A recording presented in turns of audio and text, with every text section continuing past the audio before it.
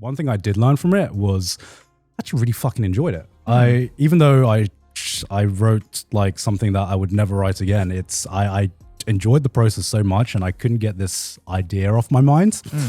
And so the actual journey of this particular anime getting approved was fast forward 1 year. I did a interview with the author of Vinland Saga, and that was set up by Twin Engine. And me and Joey worked with Twin Engine at Anime Expo the year before, and they really liked working with us. And so I got invited to do an interview with the author of Vinland Saga. Great fucking experience. Super, super humble guy. Amazing guy. But I was talking to some of the staff members, and I just casually mentioned that one day it would be cool to make my own anime short film or something anime related, kind of like a dream of mine. And just by complete chance, one of the producers at Twin Engine was like listening in, and they were like, "Oh, you want to make an anime?" And one thing I would say about Twin Engine is they are, unlike a lot of other Japanese companies, they seem very current, in the know. And very on top of it all. Yeah, very willing to try out new things. So if you don't know, Twin Engine were the production company who made obviously Vinland Saga Season 2. They made Hell's Paradise as well. Dororo as well.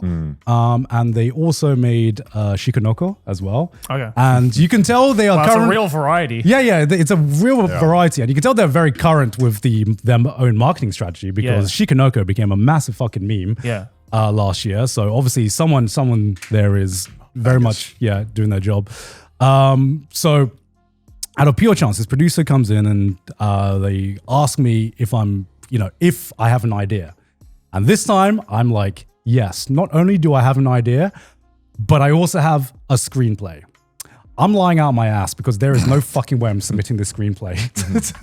You just have to, sometimes in life, there are these pivotal moments where you just need to be like, I feel like there's an opportunity here if I kind of bend the truth slightly. Look, if our episode only if I can deliver. If our episode with Alex Lee taught me anything, it's like sometimes you just gotta lie at first, and then just like, you know what, I just gotta lock in and if you fulfill know it. you have the ability to do something, you honestly believe it, then like, sometimes it's okay to like kind of twist the truth. Well, to be fair, this wasn't a lie.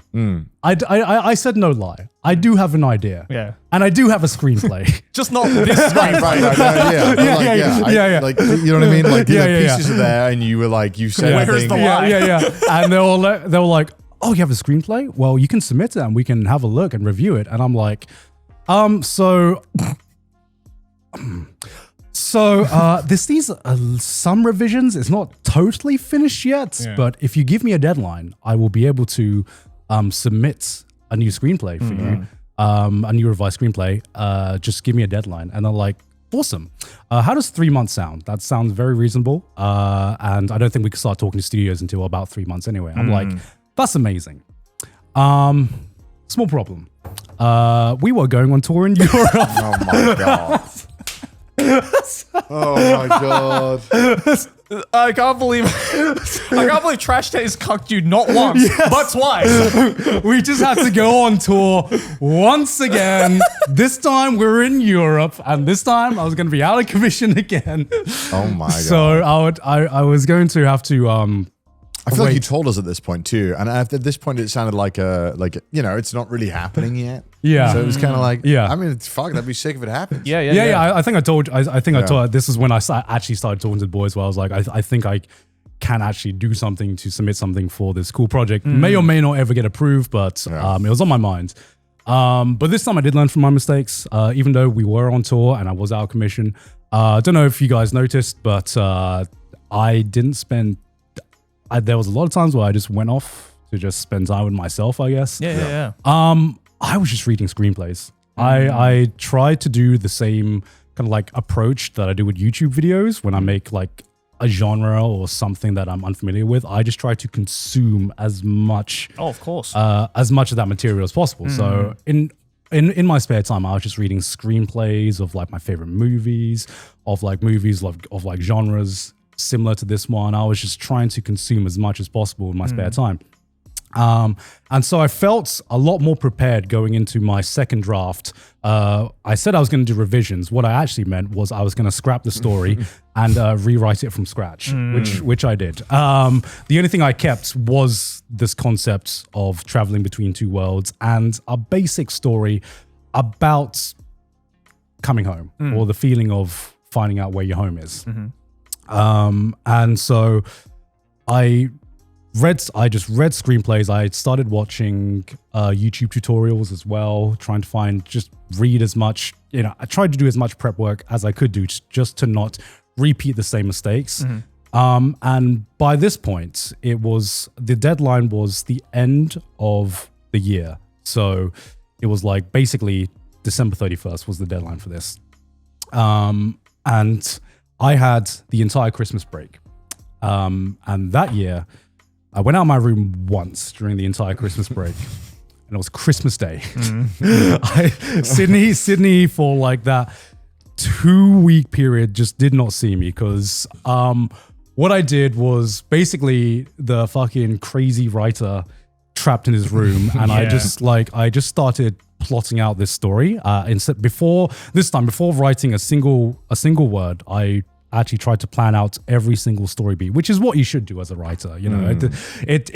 It definitely helps a lot if you have the entire structure and you don't just fucking sit down and just write what you feel, which is what I did the first time. You don't want to be making it up as you go along. Yeah. And I kind of realized how fucking enjoyable this process is. Hell yeah. If you ever want to write a book or something or a fictional story, I'm just like, Joey, just go out and fucking do it. I haven't had this much fun working or writing on something in like my entire career. Hell yeah. Because I'm going to sell it to you, Connor. I'm going to sell it to you.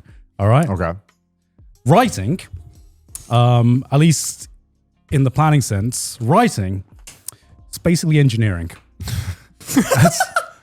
You make the structure and then you... Yeah, swear down. You are basically the architect of this story, right? And one thing I found super fucking gratifying and super fucking fun was, let's say you have a character, you have fucking Walter White, right? Whatever, right? This is Breaking Bad now. You have Walter White. He starts off as a chemistry teacher and he ends up as like a drug lord, you gotta make the bridge, right? Yeah. How do you get character from point A to point B, right? Well, you start adding like little points in between, right? You start adding little points in between to like kind of like plan out his journey. And you're like, okay, this kind of makes sense. So he does that, which leads to that, which leads to that, which leads to that. Problem is, this little thing that happens in his life, the character and actually, if this thing's happened, then he's probably gonna go that way. In fact, right? I see. Yeah. So you're trying to think of the problem. So in fact, you're like, okay, this thing happens. So actually, he's gonna go that way. Shit, but I need him to go that way. And so what you do is this is a roadmap. It's problem solving, right? So you start to like reverse engineer, right? So if he needs to go there, then I need to change something in his backstory here. I need to change something here. And then you fiddle around with this and you're like, okay. I change his backstory. He's something different that changes his values. Something tweaking happened in all his the past. dials, trying to get the pressure. Okay, so now he goes from there to there, and then you realize, wait, changing this backstory, he's now there, right? And you're like, fuck. All right, I need to add like another plot point before here, and then it's so much like fiddling around and problem solving. So was it? To ask a basic question, was it like you had a place where you started and you wanted to end up, and then everything else went around that? Yes, exactly. That's cool. That sounds fun. Yeah. I mean, I think there is a part of me that would love to create a world or something, but at the same time, not right now. I think I'm just like too much going on. Yeah. But if I was, a little older and had a bit more time, I think I would love to. That sounds like a fun idea. Yeah. Because not even to just publish, just to have a fun challenge. It's a fun challenge because one thing I've really liked about screenplay writing or this entire process, it's like, I think screenplay is great for writers. I'm going to call out every like screenplay writer now. It's great for writers who can't write because it is all structure and it is all structure basically. So I don't have to worry about how it reads as like, you know, if I was publishing a fictional book or something. Yeah, like how you describe a scenery or the prose. Or a scene or something. Yeah. To me, this is like pure engineer writing. This happens, so this happens, so this happens, so this happens. And you get to like be the architect of the entire story. And I didn't need to worry too much about, hey, does this description sound pretty? And then obviously, like, you know, dialogue is, I'm simplifying things because shit like dialogue is like super important, and it's definitely a skill, but it's a form of like storytelling that I completely just ate up because I fucking love this. And so I was in my room just doing this because this is just like one character. So like you extrapolate that with like adding other characters' journey to this character's journey, and then it becomes like a whole web of like my room was literally my room was literally just like a wall of post-it notes. Yeah. At one point. Yeah. You know, like you see in like writers' room sometimes. Yeah. And I get it now. I get it. Because that's what you need to do. And so after planning it all out, I finally was able to just sit down and just write it, and it made writing so much easier actually, just because I had the entire roadmap. So it's less of like I didn't know what I wanted to write, and more of like, okay, now I know exactly what happens. I just gotta take the shit in my brain and put it on paper, and that was basically it. And I finished the screenplay on December 31st. Damn. Right up until the end. The full 3 months. Yeah. And you had no idea the anxiety I went through because I submitted it December 31st, but it's New Year's. So I was going to say that's an odd deadline to set because they're not going to check it for like 5 days. Yeah, but I understandable. Yeah, I wanted to make a good impression. You have until 2025. Yes.